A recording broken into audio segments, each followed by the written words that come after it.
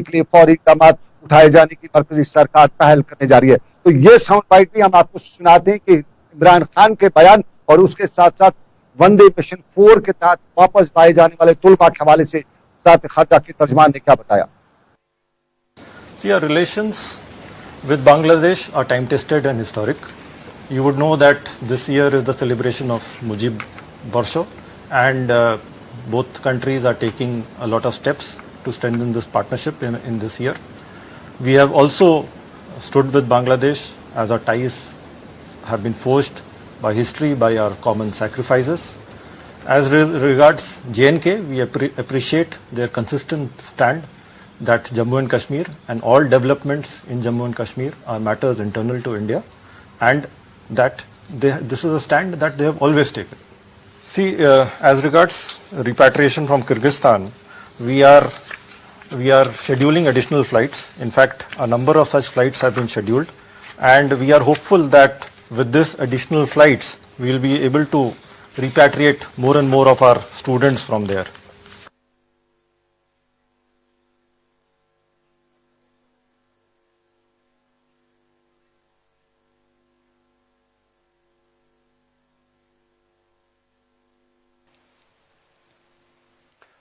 चलिए, वज़ारत ख़ारजा के तर्जुमान का बयान। और दिल्ली में आपको बताएं, 2 रोज़ा कमांडर्स कॉन्फ्रेंस कल शुरू हुई थी और इस कमांडर्स कॉन्फ्रेंस में कल ही वज़ीर दिफा ने सख्त बयान भी दिया था। फौजियों को तैयार, दिफाई हुकाम को तैयार रहने के भी उन्हें बताया था। लेकिन इस सारे के बीच में हिंदुस्तान और पाकिस्तान के ताल्लुकात में लाइन ऑफ कंट्रोल गर्म। दिन भर लाइन ऑफ कंट्रोल के टंगडार सेक्टर में गोलाबारी वक्फे वक्फे से होती रही और पंजीरा गांव में एक खातून के जख्मी होने की भी खबर है। लेकिन अभी कुछ देर पहले, स्टूडियो में आने से पहले कुछ मिनट पहले खबर यह भी आई है कि हंदवाड़ा नौगाम सेक्टर में भी हिंदुस्तान और पाकिस्तानी अफवाज के दरमियान जबरदस्त गोलाबारी शुरू हुई है और इस गोलाबारी के दौरान आवाजें गोलों की गिरने की दूर दूर तक सुनाई दे रही है। इधर की सूरत हाल यह है कि इधर किसी जानी नुकसान की अभी खबर नहीं है, उस तरफ का पता नहीं चल सका है। लेकिन जिस तरह से गोले गिर रहे हैं उस तरह से मुकामी लोगों के हवाले से मालूम हुआ है कि जंग का सामान नौगाम सेक्टर में भी देखने को मिला है और जंग में इंसानी जानें जाती हैं, लेकिन कोविड भी किसी जंग से कम नहीं है। तो कोविड के हवाले से भी बताते चले कि इस जंग में सब तो तैयार आज फिर हुए हैं, फिर लॉकडाउन लगा है, लेकिन उससे पहले आज का दिन भी किसी जंगी सूरत से कम नहीं था। अभी तक जो हमारे पास डाटा मिला है उसमें हमें सरकारी तौर ना सही, लेकिन हमें सरकारी जराये से यही मालूम हुआ कि 7 अमवात हुई है और इन 7 अमवात में 57 साल का बुजुर्ग जो पटमालू श्रीनगर का रहने वाला था, 10 जुलाई को श्रीनगर के अस्पताल में एडमिट हुआ था, आज कोविड की वजह से जिंदगी की जंग हार बैठा। 55 साल का नवाकर श्रीनगर का शख्स 13 जुलाई को अस्पताल में एडमिट हुआ था, आज कोविड की वजह से जिंदगी की जंग हार बैठा। और 52 साल की खातून जुनीमर इलाके की, श्रीनगर के जुनीमर इलाके की, और वो 20 जुलाई को अस्पताल में एडमिट हुई थी, आज जिंदगी की जंग हार बैठी। और गजरियाल कुपवाड़ा का 46 साल खातून, और ये भी कोविड की वजह से आज जिंदगी की जंग हारी है। एक गैर रियासती इसके बारे में बताया जाता है, केरला का है, उम्र तकरीबन 60 साल बताई जाती है, वो भी आज श्रीनगर अस्पताल में कोविड की वजह से जिंदगी की जंग हारा है। और बारामूला का 70 साल का बुजुर्ग भी, खातून भी आज जिंदगी की जंग हार बैठी है। उनके बारे में मालूम है कि किडनी का कुछ एलिमेंट था, उसकी वजह से उनकी जिंदगी गई है, लेकिन कोविड भी था। और 40 साल का नौजवान कदरी इलाके का 18 जुलाई को अस्पताल में एडमिट हुआ था, आज जिंदगी की जंग हार बैठा है। और यूं अब ये कोविड कश्मीर में नौजवानों को भी ले रहा है। 32 साल का शख्स भी इस कोविड की वजह से मरा है, 45 साल का शख्स भी मरा है। अब तक बताया जाता था कि 50, 55, 60 से ऊपर ही ये जिंदगी की जंग उनकी जिंदगी ले लेता है जो 50, 55, 60 से ऊपर। लेकिन इसका जो करैक्टर है कश्मीर में कुछ बदला कोविड वायरस का है, और इसी करैक्टर को देखते हुए सरकार ने लॉकडाउन का दोबारा लगाने का ऐलान किया था। लेकिन आज के थोड़े से पॉजिटिव केसेस की तादाद भी आपको बताते चले, कल कुछ राहत थी लेकिन 500 से कम थे, आज 500 से ऊपर है।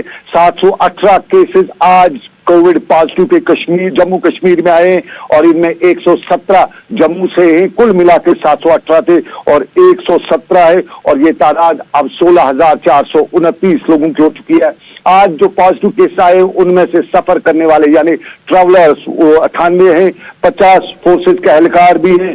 श्रीनगर से 158 आज पॉजिटिव केसेस आए हैं, बारामूला से 29 आए हैं, अनंतनाग से 33 आए हैं, कुलगाम से 106 आए हैं और शोपियां से 109, कुपवाड़ा से 32, पुलवामा से 56, बड़गाम से 34, बांडीपुरा से 42, गांधरबल से 2। बांडीपुरा में आज कोविड लॉकडाउन के हवाले से कुछ राहत ये भी थी कि बांडीपुरा थोड़ा सेफ जोन है, लेकिन आज वहां से 42 केसेस आए और जम्मू डिस्ट्रिक्ट में 47 केसेस आज के हैं। कठुआ में 8 है, राजौरी में 15, उधमपुर में 7, रामबन में 20। कुल मिला के आज 718 केसेस और इनमें से 117 जम्मू के, बाकी कश्मीर वादी के। लेकिन इस सारे के बीच में इंतजामिया ने इसी ब्रेक को इसी का तोड़ करने के लिए कल दोबारा से लॉकडाउन लगाने का ऐलान किया था और लॉकडाउन की आज की सूरत-ए-हाल श्रीनगर में मुकम्मल सन्नाटा था। वादी कश्मीर के अक्सर इलाकों से मुकम्मल सन्नाटा दिखाई दे रहा था। सुबह सुबह शायद कुछ लोगों को मालूम हुआ था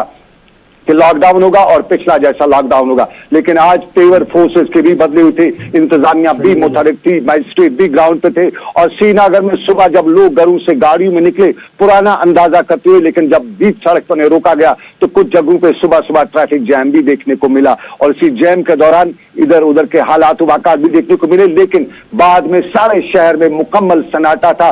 कहीं कहीं कुछ लोग चलते दिखाई दिए, लेकिन बाज़ाब्ता तौर पर उनके पास सरकार के जारी करदा पासेस भी थे और एसेंशियल सर्विसेज पर जो मुलाजिम ड्यूटी पे जा रहे थे वही थे। और इस सारे के बीच में श्रीनगर से लेके नॉर्थ कश्मीर और साउथ कश्मीर हर जगह से खबरें आ रही थी। याद होगा आपको कल रात भर मुख्तलिफ इलाकों में पुलिस लाउड स्पीकरों पर भी गश्त करती हुई नजर आ रही थी और लॉकडाउन का ऐलान कर रही थी। और हंदवाड़ा से लेके बांडीपुरा तक जिला तरक्याती कमिश्नर बांडीपुरा डॉक्टर उवैस ने इसी मुद्दे को लेकर आज वहां एमआई मसाजिद की मीटिंग भी बुलाई थी, उलमाए किराम को बुलाया था और कोविड के हवाले से भी उन्होंने बताया कि समझाने की कोशिश की कि जिस तरह कोविड है उसका मुकाबला करना सबके लिए आसान मैं आपको इंटरप्ट करूंगा। यहाँ पर 3 ऐसे डिस्ट्रिक्ट्स हैं जो अभी आप फहरिस्त सामने रख रहे थे हमारे नाजरीन के, उनमें कुलगाम, शोपियां और उसके साथ श्रीनगर डिस्ट्रिक्ट। श्रीनगर में 150 प्लस केसेस लगातार आए, लेकिन 373 मामले 3 डिस्ट्रिक्ट से सामने आए हैं। इनमें ट्रैवलर्स की अगर तादाद देखें सिर्फ 17 या 18 बनते हैं, तो क्या इसका मतलब ये समझा जाए कि बाहर से एक बड़ी तादाद अभी भी आ रही है, चाहे वो फ्लाइट्स के जरिए आ रही हो, बस सर्विसेज के जरिए आ रही हो, लोग तो पहुंच रहे हैं, लेकिन जो ट्रिपल टी का फॉर्मूला था, लोगों को ट्रेस करना था, ट्रैक करना था, वो फॉर्मूला कहीं कामयाब होता नजर नहीं आ रहा। और सिर्फ 18 लोग अगर 600 में से सबसे 3 डिस्ट्रिक्ट जहां पर करीब 400 केसेस आते हैं, 18 ट्रैवलर्स उनमें सिर्फ होते हैं, तो क्या इस पर सवाल उठाना लाजमी नहीं? देखिए बिल्कुल आसिफ, आज की अगर बात करें तो कल रात भर मूवमेंट रही जम्मू श्रीनगर हाईवे पे और रात भर गैर रियासती मजदूर जो थे गाड़ियों में ट्रकों में बड़े बड़े लाए जा रहे थे। अब उनको लाने वाला कौन था? सरकारी सतह पे कल भी जम्मू श्रीनगर हाईवे पे कश्मीर से जम्मू जाने वालों के लिए बड़े पापड़ उन्हें बेलने पड़ रहे थे, लेकिन वहां से आने वालों के लिए जम्मू से लेके अनंतनाग डिस्ट्रिक्ट तक कोई रोक नहीं थी। अनंतनाग डिस्ट्रिक्ट में उनको रोका जाता था और वहां पे उनका टेस्ट लिए जाते थे। लेकिन इस बीच में सबसे इंपॉर्टेंट सवाल आज भी यही उठा था कि ये गैर रियासती जो मजदूर हैं इनकी ट्रेसिंग, अगर ये पॉजिटिव आते हैं तो इनकी बाकी लोगों की ट्रेसिंग और ट्रैकिंग जो है, जो सरकार में कोविड का पहला गाइडलाइन है, वो कैसे हो पाएगा? ये बहुत बड़ा सवाल है। सरकार का हर पुर्जा, हर इदारा इस पे खामोश है, कोई इस पे बात नहीं करता है, वजह नहीं बता रहा है। वो अलग बात है कि यहाँ बताया जाता है कि बट्टे मजदूर जो है ये बट्टों के लिए लेबर लाई जा रही है, लेकिन वाकई में ये सवाल उठ रहा है कि अगर ये लेबर क्लास है और बट्टों के लिए, तो फिर इन्हें बांडीपुरा में इनका क्या काम है? वहां बट्टे नहीं है। कुपवाड़ा में क्या काम है? वहां बट्टे नहीं है।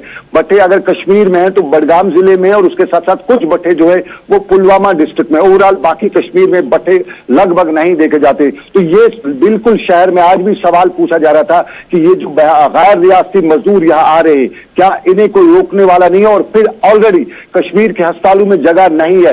कल भी श्रीनगर में ये जो गैर रियासती मजदूर थे, इन्हें जब अस्पताल लाया गया तो वहां पहले ही मामला जो थे गर्म थे, उसके बाद और गर्म होना शुरू हुए। तो एक तरह से पहले ही यहाँ का इंफ्रास्ट्रक्चर जो है वो उस काबिल भी नहीं है कि बताया जा सके कि मुकाबला कर सकता है, फिर ये ओवरबर्डन जो है वो है। लेकिन इसी बीच में आसिफ एक चीज बताना चाहूंगा कि इस कोविड, इस जो लॉकडाउन है जो इस अगली 28-27 तारीख तक रहेगा, इस दौरान सरकार पर पिछले लॉकडाउन के दौरान कोई बड़ा फायदा न उठाने का इल्जाम आयद भी किया जा रहा है और बताया जा रहा था कि पिछले लॉकडाउन से सरकार ने कुछ नहीं सीखा, कुछ फायदा भी हासिल नहीं किया। उसी से जुड़ा हुआ मेरा सवाल है, अब जब केसेस लगातार 500 प्लस आने लगे हैं, कल ही 400 थे लेकिन अब 500 प्लस डेली जा रहे हैं, आज फिर 700 से ज्यादा, तो ऐसे में मकामी लोगों का हम रद्द-ए-अमल मिला जुला तो देख रहे हैं, लेकिन एडमिनिस्ट्रेशन का जो फॉर्मूला है वापस लॉकडाउन का, क्या वो अब वाहिद रास्ता बचा है? आज किस तरह का पहले दिन असर देखा गया?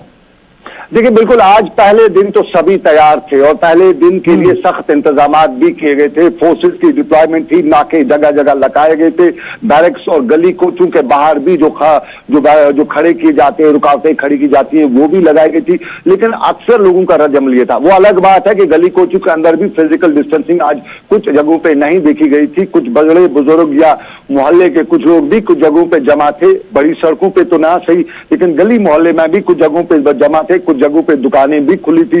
लेकिन ओवरऑल देखा जाए तो एक अच्छा खासा रेस्पॉन्स आज के लॉकडाउन का था और ये नॉर्थ कश्मीर से लेकर साउथ कश्मीर हर जगह पे था। लेकिन इसी लॉकडाउन के दौरान कई तरह के सवाल उठ रहे और उन सवालात में ये भी आज भी पूछा जा रहा था, वही पूछा जा रहा था कि सरकार इस लॉकडाउन से क्या फायदा हासिल करेगी। लेकिन शायद सरकार इस लॉकडाउन से कुछ न कुछ फायदा हासिल करने वाली है और बाकायदा तौर पर आज जो स्टेट इकोनॉमिक कमेटी जो है एग्जीक्यूटिव कमेटी, उसकी मीटिंग भी हुई जिसमें रियासत के चीफ सेक्रेटरी ने उसकी सदारत की और 15 करोड़ रुपए एसडीआरएफ के जरिए यहाँ रिलीज भी किए गए और ये 15 करोड़ रुपए श्रीनगर जम्मू यानी जो government medical college Jammu, government medical college Srinagar और सितंबर श्रीनगर रिलीज किए गए और इस 15 करोड़ों से श्रीनगर के और जम्मू के अस्पतालों को एडिशनल टेस्टिंग फैसिलिटीज और उसके साथ साथ ईपीई किट्स और दूसरे जो इमरजेंसी अद्वियात या दूसरी चीजें खरीदने में मदद मिलेगी। ये स्टेट डिजास्टर मैनेजमेंट की तरफ से ये पैसे रिलीज किए गए और ये डिविजनल कमिश्नरों के ताबे रहेंगे। डिविजनल कमिश्नर फौरी तौर पर इन पैसों का खर्च करके जहां पे जरूरत होगी वहां पे करेंगे और ये सब कुछ कोविड के रिलेटेड ही है। और कोविड के रिलेटेड आपको बताता चलूं कि सवाल के कटघरे में बहुत से मामला थे। क्वारंटीन का मामला बड़ा हुआ था, उस पर भी अब भी बातें की जा रही हैं, लेकिन बहुत इंपॉर्टेंट मुद्दा अगर कहा जाए तो कोविड के रिलेटेड के जो प्लाज्मा डोनेशन है, प्लाज्मा डोनेशन से बहुत से लोग डर रहे हैं, उस पर भी हम बात करेंगे। प्लाज्मा डोनेशन से डरने की बात नहीं है। बिल्कुल सनम, मैं इस पे भी दोबारा आऊंगा क्योंकि डीजीपी दिलबाग सिंह का भी एक बड़ा बयान है एसपीओज के रिलेटेड भी, प्लाज्मा को लेकर भी उन्होंने क्या बयान दिया वो भी आप जरूर बताइएगा। लेकिन एसपीओज के मुतालिक भी उनका लॉकडाउन के बीच भी चूंकि बड़ी खिदमत रही हैं पुलिस की तो उन्होंने जरूर उसको सराहा, लेकिन साथ ही साथ एसपीओज को लेकर क्या कुछ कहा वो आपको बयान सुनाते हैं डीजीपी दिलबाग सिंह का। उसके साथ साथ फिर हम कंगन भी चलेंगे, कंगन के अंदर जो कत्ल का मामला है उस हवाले से भी आप तफसीलात फराहम कीजिएगा।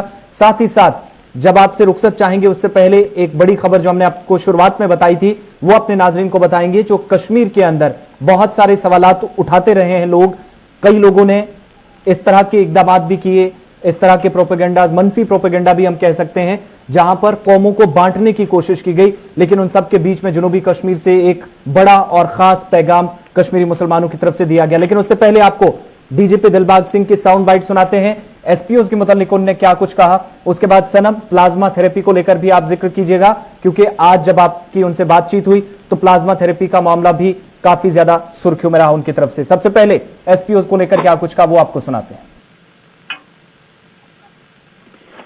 फ्यूचर ये है कि जहां वो 6,000 में ही बेचारे रह जाते थे, आज वो 18,000 तक पहुंचा दिए हैं। अल्टीमेटली लेकर के किसी को जिंदगी लीड करने के लिए क्या चाहिए? अपनी जिंदगी को लीड करने के लिए खर्चा, मॉनेटरी सपोर्ट चाहिए। वो मॉनेटरी सपोर्ट अगर आज 6,000 से 18,000 तक पहुंची है तो कल और बढ़ सकती है।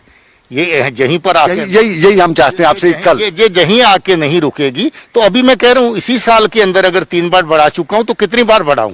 1 साल के अंदर परमानेंट वगैरह होंगे? वो परमानेंट तो आपके होमगार्ड में भी लोग काम करते हैं, क्या वो परमानेंट होंगे? जो वॉलंटियर सर्विसेज है वो वॉलंटियर सर्विसेज हैं, उनके अंदर छोटा मोटा जो भी सरकार मेहनताना फिक्स करती है उसके मुताबिक मिलता है, मगर एसपीओ को जो मेहनताना आज मिल रहा है इतना पहले कभी।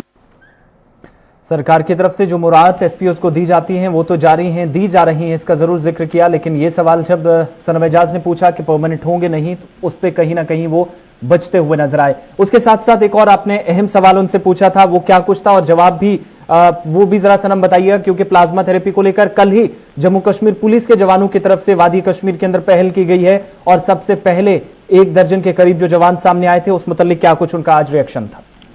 देखिए, बिल्कुल आज से कल जम्मू कश्मीर पुलिस और महकमे सेहत के इश्तराक से श्रीनगर में एक प्लाज्मा डोनेशन कैंप का इनेकाद किया गया। जम्मू कश्मीर पुलिस के जवानों ने कल बाज़ाब्ता तौर पे खून का अतिया भी दिया। और कुल मिला के प्लाज्मा डोनेशन के बारे में कुछ लोगों में अलग तरह के ख्यालात हैं। उनका मानना है कि शायद अंदर से कुछ चर्बी निकाली जाती है, कुछ को और किया जाता है, लेकिन हम अपने व्यूअर्स को और सब लोगों को बताना चाहेंगे कि प्लाज्मा डोनेशन कुछ और नहीं है। सिर्फ खून जिस तरह रूटीन का खून लिया जाता है वही खून होता है, इसमें कुछ नहीं है। खून का अतिया देना पड़ता है, लेकिन प्लाज्मा डोनेशन में यही होता है कि प्लाज्मा, ये जो खून है, ये सिर्फ वही शख्स दे सकता है जो खुद पॉजिटिव हुआ हो, उसके बाद वो नेगेटिव हुआ हो, रिकवर हुआ हो, घर में हो, और करीबन 14 दिन के बाद ये खून दे सकता है। ताहम इसमें हामला खातून नहीं दे सकती है, और उसके साथ साथ यूजुअली जो कमजोर लोग होंगे वो नहीं दे सकते, या जो किसी सीरियस बीमारी में मुब्तला वो खून ये नहीं दे सकते। और जिस तरह डीजी पुलिस ने भी आज बात करते हुए लोगों से भी अपील की कि वो प्लाज्मा डोनेशन के लिए सामने आए, यानी सिंपली अपना खून देना है, बाकी कुछ नहीं करना है, लेकिन ये खून उन लोगों को देना है जो पिछले दिनों कोविड के रिलेटेड। और बड़ी खबर आपको मैं बताता चलूं, श्रीनगर में आपको बताता चलूं, श्रीनगर के अस्पताल में एक पेशेंट सीरियस था, तो उनको एक सीनियर डॉक्टर ने अपना खून चढ़ाया था, प्लाज्मा डोनेट किया था, और आज वो खुशी की बात है कि वो रिकवर होके वापस अपने घर को जा चुके हैं। और दूसरी बड़ी खबर बताऊं, हमारे एक सीनियर ब्यूरोक्रेट है हमारे, और वो कल उनकी तबीयत बहुत नासाज हो गई थी, बहुत मुश्किल हालत आ गई थी, लेकिन जो प्लाज्मा डोनेशन कल जो हुई पुलिस के जवानों ने की, कल उन्हें प्लाज्मा चढ़ाया गया और आज सुबह वो रिकवर हुए थे। उनका जो सारा जो मामला था, स्ट्रक्चर था, वो सब कुछ बदल चुका था, सामने आने लगे हैं, बिल्कुल मुस्बत नतीजे आए हैं, और हम कह सकते हैं कि जिंदगी बचा रहा है ये प्लाज्मा डोनेशन। और जम्मू कश्मीर पुलिस ने बड़ी पहल कल की है, लोगों के लिए एक मशाल राह का कदम भी उन्होंने उठाया है। काफी ज्यादा खिदमत रही है। सनम, यहाँ रोकना चाहूंगा, एक छोटा सा ब्रेक लेंगे, ब्रेक के बाद जब वापस आएंगे तो बात कंगन की भी होगी, उसके साथ साथ कई अहम खबरें भी है, वो भी आप तक पहुंचाएंगे, लेकिन आप हमारे साथ बने रहिए। उससे पहले एक छोटा सा तजारती वक्फा।